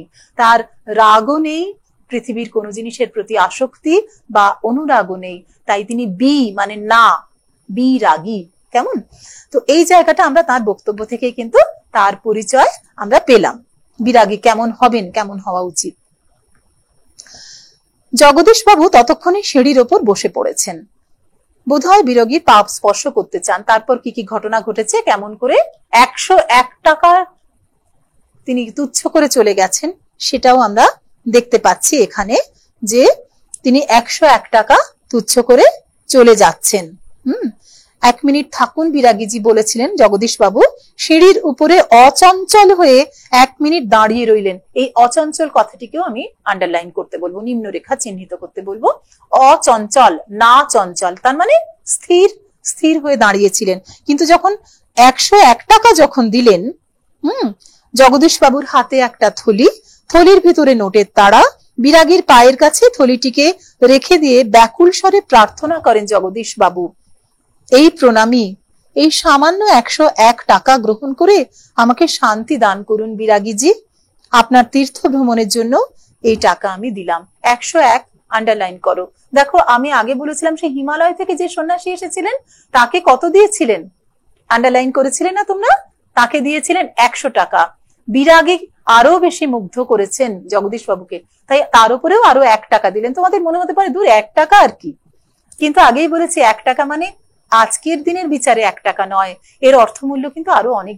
যখন 1 আনা 2 আনা বকশিশ হতো তখন 1 টাকা মানে অনেক টাকা কিন্তু। তাহলে 101 টাকা, আরো মুগ্ধ, আরো বিস্মিত, আরো শ্রদ্ধানত হয়ে জগদীশ বাবু তাকে 101 টাকা দিতে চাইলেন।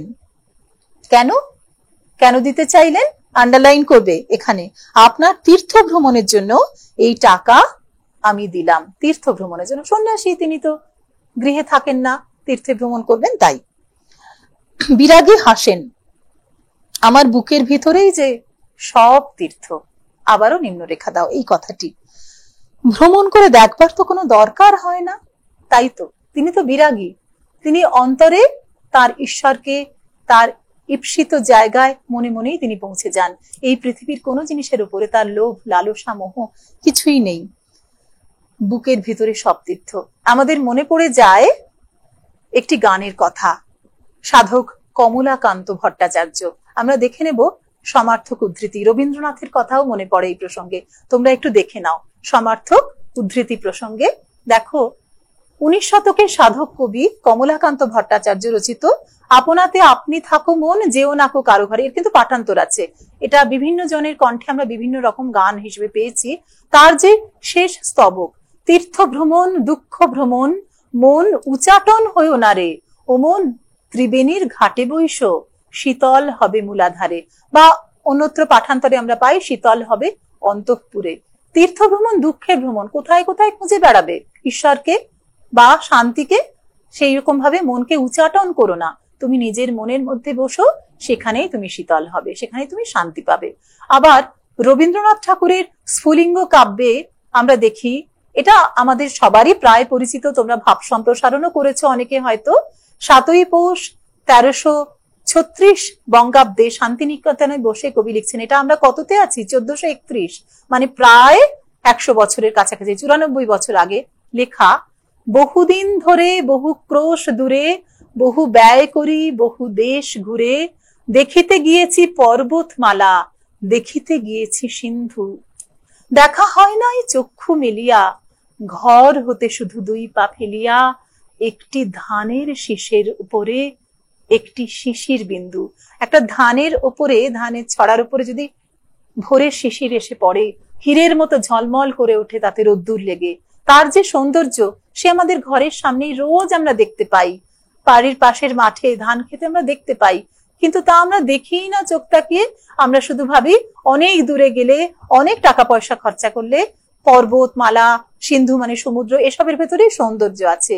কিন্তু আমার চোখের সামনেই যে সুন্দর এসে তাকিয়ে আছে, আমি চোখ মেলে তা দেখি না। চোখের মধ্যে যে সৌন্দর্য, চোখ দিয়ে তাকানো যে সৌন্দর্য, তা আমরা দেখেও দেখি না। এ কথা রবীন্দ্রনাথ তাঁর মতো করে বলেছেন, আমরা বিরাগীর মধ্যে পেলাম। সন্ন্যাসীরা তাই বলেন যে বুকের ভেতরেই তো সব তীর্থ, আমাকে অন্যত্র যেতে হবে কেন, সবই আমার বুকের মধ্যে। বিরাগী বলেন, আমি যেমন অনায়াসে ধুলো মারিয়ে চলে যেতে পারি, তেমনি অনায়াসে সোনাও মারিয়ে চলে যেতে পারি। এই জায়গাটাকে, এই লাইনটিকে আমি আবারও আন্ডারলাইন করতে বলবো, নিম্নরেখা দাও। কেন? দেখো, তুমি আমি, আমরা যারা প্রতিদিন স্কুলে যেতে পারি, আর কিছু না হোক আমরা মিড ডে মিলটা খেতেই পারি, বাড়িতেও খাওয়ার অভাব আমাদের সকলের অতটাও নেই।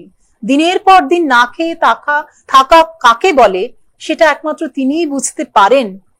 হরিদার মতন মানুষ যারা হন, তিনি একদিন মাত্র রোজগার করেন, এক সপ্তাহ তাতেই চালাতে হয়।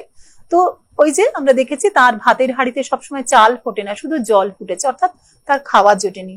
তিনি ধুলো মারিয়ে যান যেমন, তেমন করে সোনাও মারিয়ে যান যখন বলেন, তা অত সহজ নয়। যারা আমরা একবেলা করে অন্তত রোজ খাই, তারা বুঝতে পারবো না না খাওয়ার যন্ত্রণা কি। সেই না খেয়ে থাকা মানুষটি যখন সোনাকেও মারিয়ে চলে যেতে পারেন ধুলো জ্ঞানে। আমাদের রামকৃষ্ণদেবের কথা মনে পড়ে, টাকা মাটি, মাটি টাকা। এ বড় সহজ কথা নয়, মুখের কথা নয়, এই উপলব্ধির কথা। অন্তর থেকে উপলব্ধি করেছেন তিনি, জীবন দিয়ে তিনি দেখিয়েছেন যে সত্যি তিনি ধুলো মারিয়ে যেমন যান, সোনা মারিয়েও তেমন গেছেন। কে? বহুরূপী হরিদা। এখানে বিরাগী সে কথা বলছেন। বলতে বলতে সিঁড়ি থেকে নেমে গেলেন বিরাগী।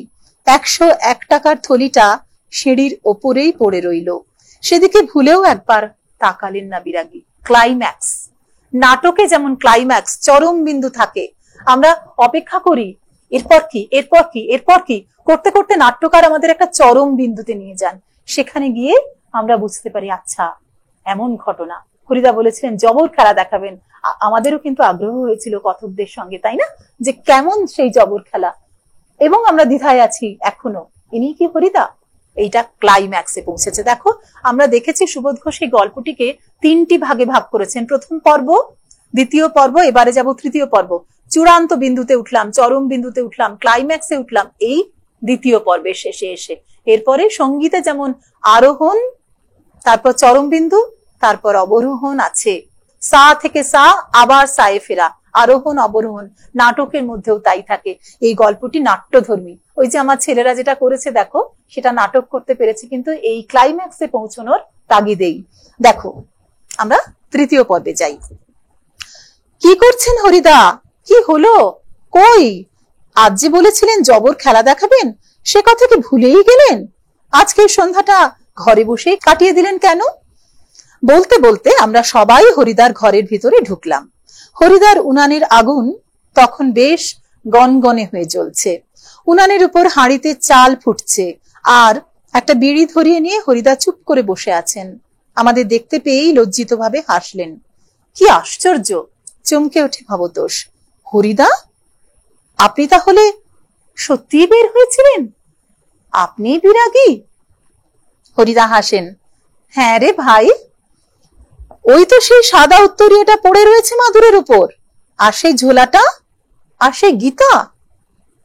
অনাদি বলে, এটা কি কাণ্ড করলেন হরিদা? জগদীশ বাবু তো অত টাকা সাধলেন, অথচ আপনি একেবারে খাঁটি সন্ন্যাসীর মতো সব তুচ্ছ করে সরে পড়লেন। হরিদা বলেন, কি করব বলো, ইচ্ছেই হলো না। শত হোক। ভবতোষ, কি? হরিদা, শত হোক একজন বিরাগী সন্ন্যাসী হয়ে টাকা ফাঁকা কি করে স্পর্শ করি বলো? তাতে যে আমার ঢং নষ্ট হয়ে যায়। আন্ডারলাইন করো, তাতে যে আমার ঢং নষ্ট হয়ে যায়। একটা শব্দ ব্যবহার খেয়াল করেছো তোমরা? টাকা ফাঁকা। যিনি বিরাগী তার কাছে টাকা তো ফাঁকাই, শূন্য, অর্থহীন। কিন্তু হরিদা বলছেন টাকা ফাঁকা কি করে স্পর্শ করি। খেয়াল করো, তাহলে হরিদা হতে পারেন একজন সামান্য গরিব বহুরূপী, কিন্তু তার অন্তরে বাস করেন একজন নির্জন সন্ন্যাসী। নির্জন এককের পথে তিনি ঘোরেন। কেউ তাকে দেখতে পাই না আমরা, আমরা শুধু তার বাহ্যিক বহু রূপটাকেই দেখি। যে কারণে হরিদা কিন্তু ওই জগদীশ বাবুর বাড়িতে যে সন্ন্যাসী এসেছেন সে সম্পর্কে আগ্রহ প্রকাশ করেছিলেন, তার শ্রদ্ধা হয়েছিল, প্রণাম জানিয়েছিলেন তিনি। তো এই যে তাতে যে আমার ঢং নষ্ট হয়ে যায়, এটা হরিদার মুখের বুলি, ঢং নষ্ট হয়ে যাওয়া। ঢং অর্থাৎ style, style is the man. তাহলে হরিদার এই যে চরিত্রতে তিনি অভিনয় করেছেন তার স্টাইল, তার বৈশিষ্ট্য কখনো তিনি নষ্ট করেন না। তাই বিরাগীর চরিত্র যিনি অভিনয় করছেন টাকা তিনি স্পর্শ করতে পারেন না। সেটা সন্ন্যাসীর জীবনের ধর্ম নয়, সন্ন্যাসীর চরিত্র ধর্ম নয়। তাই বলছেন ঢং নষ্ট হয়ে যায়। কি অদ্ভুত কথা বললেন হরিদা, আন্ডারলাইন করো। কিসের অদ্ভুত কথা প্রশ্ন আসতে পারে। হরিদার এ কথার সঙ্গে তর্ক চলে না, এটাও আন্ডারলাইন করো। কোন কথার সঙ্গে তর্ক চলে না, কেন তর্ক চলে না, প্রশ্ন আসতে পারে। কেমন? আর বুঝতে অসুবিধা নেই, হরিদার জীবনের ভাতের হাঁড়ি মাঝে মাঝে শুধু জল ফুটিয়ে সারা হবে। এখান থেকেও একাধিকবার প্রশ্ন এসেছে, তোমাদের বেলাতেও আসতে পারে, আন্ডারলাইন করে নাও। হরিদার জীবনের ভাতের হাঁড়িতে মাঝে মাঝে জল ফুটিয়ে সারা হবে। কেন? রোজগার তো হবে না, টাকা তার কাছে ফাঁকা, মূল্যহীন, তাই চাল রোজগার তার দ্বারা সম্ভব হবে না। অদৃষ্ট কখনো হরিদার এই ভুল ক্ষমা করবে না। অনাদি বলে, কিন্তু আপনি কি জগদীশ বাবুর কাছে গিয়ে আবার কখনো চেঁচিয়ে ওঠেন হরিদা? যাবই তো, না গিয়ে উপায় কি? গিয়ে অন্তত বকশিসটা তো দাবি করতে হবে, তিনি তো বহুরূপী, সুতরাং তার উপার্জন তো বকশিসে, সেটা তিনি দাবি করবেন গিয়ে। সেটা কিন্তু তিনি খুব বাস্তববাদী, সেক্ষেত্রে এমনটাই তিনি বললেন। বকশিস? চেঁচিয়ে ওঠে ভবতোষ, সেটা তো বড় জোর 8 আনা কিংবা 10 আনা। হরিদা বিড়ি মুখে দিয়ে লজ্জিত ভাবে হাসেন। কি আর করা যাবে বলো, খাঁটি মানুষ তো নয়। এই বহুরূপী জীবনে এর বেশি কি আশা করতে পারে? বহুরূপী জীবনের থেকে বেশি আশা করতে পারে না, কেননা খাঁটি মানুষ। খাঁটি মানুষ মানে খাঁটি ওই বিরাগী তো তিনি নন। কিন্তু আমরা বুঝতে পারি, যারা আমরা গল্পটা পড়লাম এতক্ষণ ধরে, আমরা কিন্তু বুঝলাম যে হরিদা কতটা খাঁটি মানুষ। ওই সন্ন্যাসী খাঁটি ছিলেন না, তিনি টাকা মারিয়ে যেতে পারেননি, সোনা মারিয়ে যেতে পারেননি। সোনার বোল লাগানো সেই খড়মটি তিনি পায়ে দিয়ে গিয়েছিলেন, সেখানে তিনি আপত্তি করেননি। হরিদা কিন্তু ঠান্ডা 1 গ্লাস জল শুধু খেয়েছেন, আর কিচ্ছু নেননি, কোন রকম সুযোগ সুবিধা, অর্থ কিচ্ছু গ্রহণ করেননি। তাহলে কি তিনি খাঁটি নন? তিনি তো সামান্য একজন বহুরূপী মাত্র, কিন্তু অন্তরে তিনি সন্ন্যাসী। আমরা দেখে নেব এই পর্বে, অর্থাৎ দ্বিতীয় পর্ব তৃতীয় পর্বে আমরা যে শব্দার্থ পেলাম। সৌম্য মানে সুন্দর, অপলক পলক না ফেলে এক দৃষ্টিতে তাকানো। কমণ্ডলু তোমাদের দেখালাম, সন্ন্যাসীর ব্যবহারযোগ্য মাটি বা ধাতব পাত্র। চিমটে আগুন বা গরম স্থান থেকে তোলার জন্য লোহার যন্ত্র বিশেষ। আদুর মানে অনাবৃত, উত্তরীয় গলায় দেওয়ার চাদর বিশেষ। বহর অর্থাৎ চওড়া। আগন্তুক হঠাৎই আগমন ঘটে যার। শীর্ণ মানে রোগা। অশরীরী শরীর নেই যার বা প্রেত। উদাত্ত মানে গম্ভীর। রিপু অর্থাৎ শত্রু। বিষয়ী বিষয়ের প্রতি আসক্ত। আজ্ঞা মানে আদেশ। প্রণামী অর্থাৎ দক্ষিণা, প্রণাম করে যে অর্থ দেওয়া হয়, কোনো টাকা করে দেওয়া হয়। এরপরে আমরা চলে যাব সংক্ষিপ্ত প্রশ্ন এবং সম্ভাব্য উত্তরে। তোমাদের মনে করিয়ে দিই, এইটি তো কবিতা নয়, তোমরা মুখস্থ করতে পারবে না, কিন্তু বারংবার এমন করে পাঠ করবে, এবং যে বিশেষত যে জায়গাগুলো আন্ডারলাইন করেছি, তোমরা যদি মনে করো যে আরো কোনো জায়গা তোমার দাগ দেওয়ার আছে, সেটা দিয়ে নাও। মনে রেখো, যত দাগ দেবে তত বইটি তোমার হবে। কোনো বিশেষ অর্থগুলো তোমরা ওই শব্দের পাশে পাশে নিজেরা পেন্সিলে লিখে নাও। বই তো তোমার, যখন তুমি খুলে পড়বে তোমার এক নজরে সবটা চোখে পড়ে যাবে। কেমন? এখন আমরা প্রথম পর্ব থেকে সংক্ষিপ্ত প্রশ্ন এবং তার সম্ভাব্য উত্তর, যেটা অনধিক 20টি শব্দে লিখতে হয়, আমরা দেখে নিচ্ছি। প্রত্যেকটি প্রশ্নের মান অর্থাৎ নম্বর 1। জগদীশ বাবুর বাড়িতে আগত সন্ন্যাসীর পরিচয় দাও। তোমাদের বলেছিলাম যে ওখানে তোমরা ব্র্যাকেট দিয়ে রাখো, ঠিক দেখো সেই কথাগুলি। জগদীশ বাবুর বাড়িতে 7 দিন ধরে থাকা সন্ন্যাসী খুব উঁচু দরের। হিমালয়ের গুহাতে থাকেন। বছরে একটি মাত্র হরিতকি খান।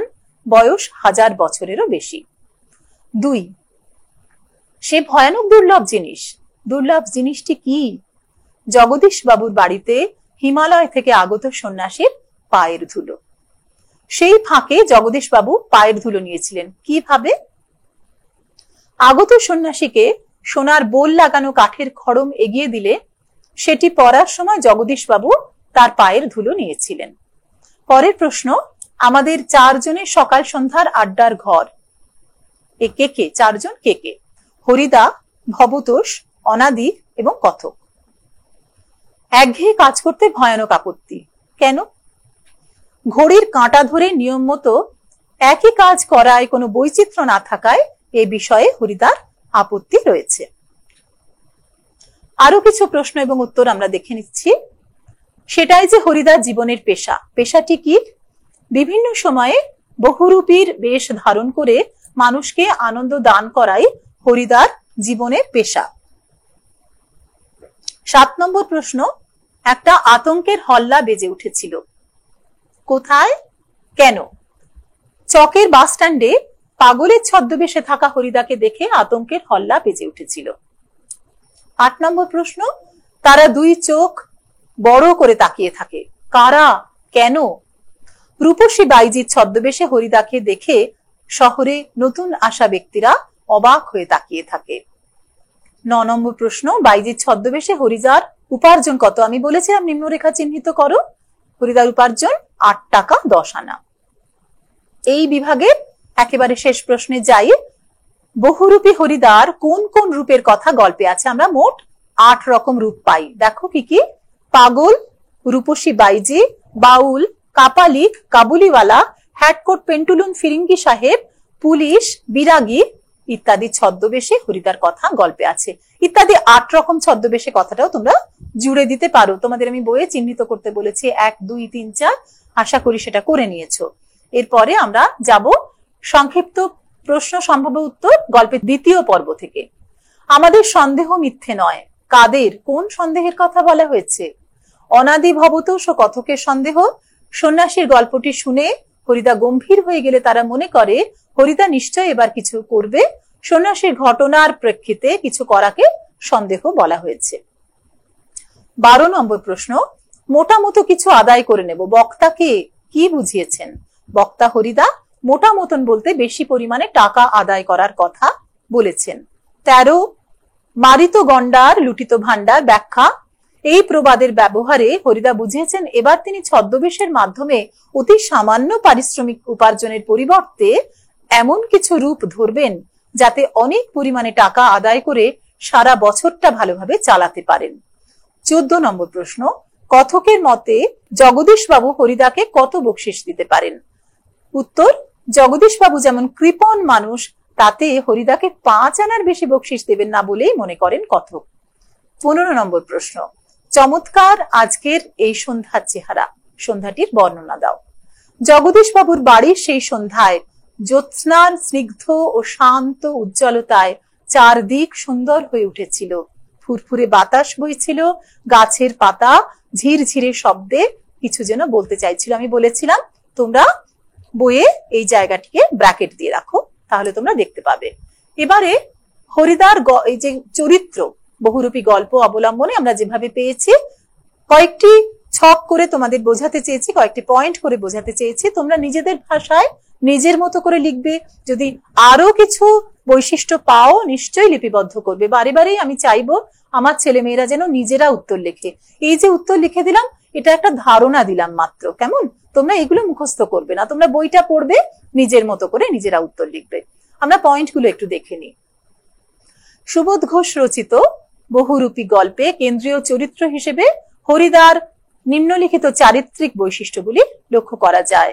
1 সরলতা, 2 সততা, 3 গভীরতা, 4 বৈচিত্র্যপ্রিয়তা, 5 নিখুঁত অভিনেতা, 6 দারিদ্র এবং 7 শিল্পী সত্তা। এগুলোকে একটু ব্যাখ্যা করি। সরলতা, হরিদা দরিদ্র হলেও লোভী নন। তার সাধারণ জীবন যাপন পদ্ধতি ও ন্যূনতম চাহিদা তার জীবনের সরলতাকে প্রকাশ করে। সততা, হরিদার যোগ্য বহুরূপী হওয়ায় বহুরূপী সত্তাকে উপলব্ধি করেছেন। দারিদ্র্যে জীবন কাটালেও বহুরূপী বৃত্তিকে সততার সঙ্গে গ্রহণ করেছেন। তার নিখুঁত ছদ্মবেশ ও অভিনয়ে দর্শক মুগ্ধ হলেও তিনি কখনো কাউকে প্রতারিত করেননি, প্রয়োজনের অতিরিক্ত অর্থ গ্রহণ করেনি। খেয়াল করে দেখো, সেই যে লিচু বাগানে তিনি যে পুলিশ সেজে ঠকিয়েছিলেন, তার পরের দিন কিন্তু তিনি যে হরিদা সেটা কিন্তু প্রকাশ পেয়ে গেছিল। এবং আমরা বিরাগী রূপেও দেখি তিনি কিন্তু গিয়ে জগদীশ বাবুকে স্বীকার করবেন, এটা বলেছেন যে বকশিসটা চেয়ে নেব না, তাহলে তো জগদীশ বাবু ধরে ফেলবেন যে তিনি আসলে বিরাগী ছিলেন না। এখানে হরিদা চরিত্রের সততা, এরপর গভীরতা, জীবনের গভীর দিককে উপলব্ধি করেছেন, যে পরম সুখ ওই কথাগুলো বলেছেন, সেটাই বিরাগীর উপলব্ধিতে তা প্রতিভাত, তার এই গভীর দিকের উপলব্ধি। বৈচিত্র্য প্রিয়তা, হরিদার মন একঘেয়ে যাপনে বিমুখ, তাই তিনি একঘেয়েমির বৃত্তি ছেড়ে নাটকীয় বৈচিত্র্যকে গ্রহণ করেছেন। নিখুঁত অভিনেতা, বৃত্তিকে ভালোবেসে তিনি অর্থের লোভকে ত্যাগ করেছেন। এই নির্লোভ মানসিকতা তাকে নিখুঁত অভিনয়ে সাহায্য করেছে। তার অভিনয়ের বিভিন্ন রূপে দর্শকেরা মুগ্ধ হয়েছে, প্রশংসা করেছে। তার পরিচিত বন্ধুরাও এই জন্যই বিরাগী হরিদাকে চিহ্নিত করতে পারেনি। দারিদ্র, হরিদা তার বহুরূপী সত্তাকে ভালোবাসায় সহজেই দারিদ্রকে ভালোবেসেছেন। মাঝে মধ্যে ভাতের হাঁড়ি চাপালেও কখনো কখনো তার ভিতরে চাল ছাড়া শুধুই মাত্র জল ফুটেছে। আর শেষ তথা প্রধান বৈশিষ্ট্য হরিদার শিল্পী সত্তা। হরিদা চরিত্রের শ্রেষ্ঠ বৈশিষ্ট্যটি হলো তার শিল্পী সত্তা। অভিনয়ের এই শিল্পকে ভালোবাসেন বলেই নির্দিষ্ট বেশে অভাবী হলেও জগদীশ বাবুর দেওয়া 101 টাকা সহজেই ফিরিয়ে দিয়েছেন, কারণ সেই সময়ে অভিনীত বিরাগী সত্তা কখনোই অর্থকেন্দ্রিক হয় না, অর্থলিপ্সু হয় না। এই মৌলিক চিন্তাধারা ও শিল্পের প্রতি নিষ্ঠা তার শৈল্পিক মনকে, চিত্তকে প্রকাশ করেছে। এইভাবেই সুবোধ ঘোষের কলমে হরিদা এক মৌলিক, বিচিত্র ও কেন্দ্রীয় চরিত্র হিসেবে গল্পটিকে সার্থক করে তুলেছেন। হরিদা চরিত্রের এই বৈশিষ্ট্যগুলি যখন তোমাদের কাছে প্রশ্ন হিসেবে আসবে, মোটামুটি ভেবে রেখো যে এটা কিন্তু ওই রচনাধর্মী প্রশ্ন হবে, অর্থাৎ 5 নম্বর থাকবে এবং কম বেশি 150 শব্দের মধ্যে লিখতে হবে। যে কোনো বড় প্রশ্নের উত্তর, রচনাধর্মী প্রশ্নের উত্তর তোমাদের 150 শব্দের মধ্যে লিখতে হবে।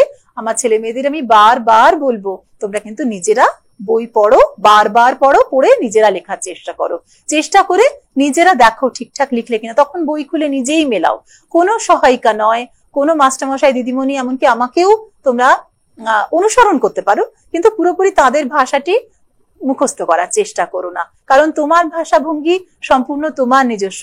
তুমি অনেক স্বচ্ছন্দ বোধ করবে যখন তুমি পরীক্ষার হলে গিয়ে নিজের ভাষায় লিখবে, কেমন? আর ওই যে বললাম, বই বন্ধ করে উত্তর লেখো, বই খুলে উত্তরটি মিলিয়ে নিও, এবং যেদিন লিখবে আমি বলবো ঠিক তার পরের দিন কি তারও পরের দিন লিখে তুমি রেখে দাও, তারপরে তুমি দেখবে নিজে তুমি সন্তুষ্ট হচ্ছে কিনা উত্তরে। যদি খুঁতখুঁতে হও, যদি মনে করো না না এই জায়গাটা বলা ঠিক হয়নি, আরো একটু এটা বলতে হতো, অথবা এটা না বললেও চলবে, এই নিজেকে বিচার কিন্তু আমরা সব থেকে বেশি নিজে করতে পারি। আমরা যখন বাইরে কোথাও বেরোই, বারবার চুল আছে, আয়নায় মুখ দেখি, কেন? নিজেকে নিজে সব থেকে বেশি আমরা জাজ করতে পারি, দেখতে পারি, কেমন? তাই নিজের উত্তরটিও নিজেই কিন্তু যদি সন্তুষ্ট হও, বুঝবে ওটাই কিন্তু শ্রেষ্ঠ উত্তর। নিজেই নিজের পরীক্ষক হও, নিজে বারবার পড়ো, বারবার লেখো। তোমাদের মাধ্যমিকে অনেক ভালো নম্বর বাংলায় কেউ আটকাতে পারবে না। এখন কিন্তু বাংলায় 100 পাওয়াই যায় যদি তোমরা খুব ভালো করে পড়ো। আর এই যে বিষয়টি আমরা আজকে পড়লাম, এই পাঠ্য বিষয়টি থেকে যা যা কিছু তোমরা টেস্ট পেপারে পাবে, এখান থেকে যেগুলি তোমরা ব্যাকরণের দিকটা পাবে, তোমরা তো ক্লাসে ব্যাকরণ পড়ছো, সেই ব্যাকরণ, সমাস বা বাক্য, বাচ্য, এখান থেকে তোমরা প্র্যাকটিস করতে পারো, কেমন? ব্যাকরণ ক্লাস থেকে ব্যাকরণ শিখে নিয়ে পাঠ্য অংশ থেকে ব্যাকরণও পড়ো। খুব ভালো থেকো আর ভালোভাবে পড়াশোনা করো। অনেক শুভেচ্ছা তোমাদের।